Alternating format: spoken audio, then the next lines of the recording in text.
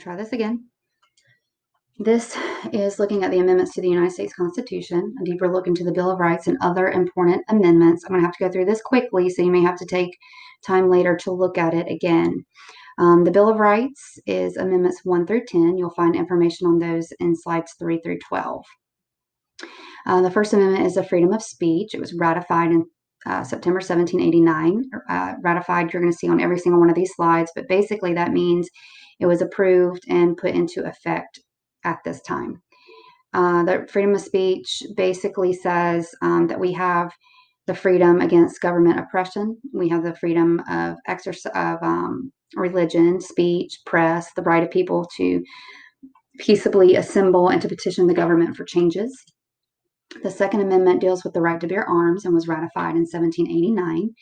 It allows state militias and citizens the lawful right to defend one's state in person.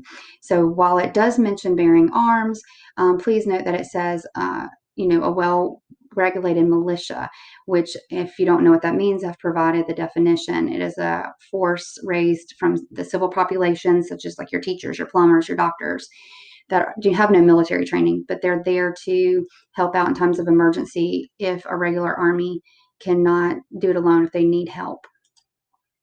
The Third Amendment is quartering of soldiers, again, 1789, basically saying that no soldier can come and live in your house without consent of the owner, and it allows state militias and citizens the lawful right to defend one state in person. So this makes me think about Gone with the Wind, when the soldiers come in and they live at Tara, and eat their plant or eat their food and things like that during this time, and she can't turn them away. The Fourth Amendment is the right to privacy and unlawful search and seizure, basically saying that if the government wants to search someone or their property, then they need to have a warrant, and it needs to be provided with probable cause, meaning they have to have a reason as to why they're going to search you or your property. It also has to have a clear outline of what they're searching for or who they're searching for. It helps prevent us from unreasonable search and seizure, requires authorities to get warrants before a search, and is an important check on governmental power. The Fifth Amendment is a right to a due process, saying that if you're a criminal, there are certain rights that you are allowed to have. You have the right to a trial before being found guilty. You can't be deprived of life, liberty, or property without being found guilty of the crime. You cannot be a witness against yourself. That's what they mean when they say, I plead the Fifth. You're not going to speak up and basically get yourself in trouble. You're pleading the Fifth because you're supposed to tell the truth on the stand. But you can say, I plead the Fifth. I'm not speaking about this.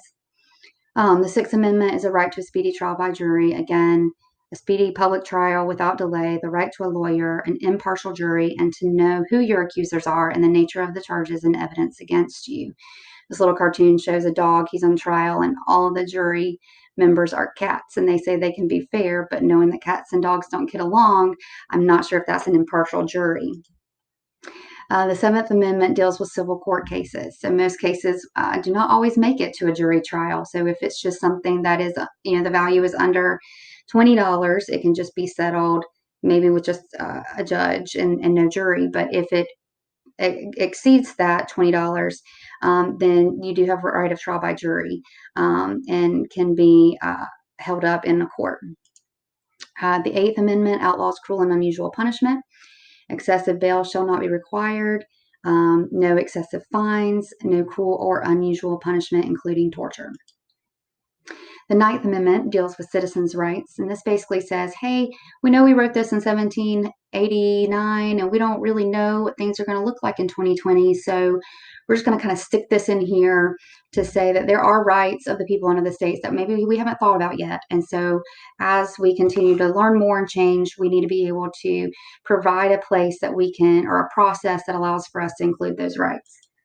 The 10th Amendment refers to state rights, saying that the powers that are not delegated to the United States by the Constitution are then in the hands of the state. So like public education is not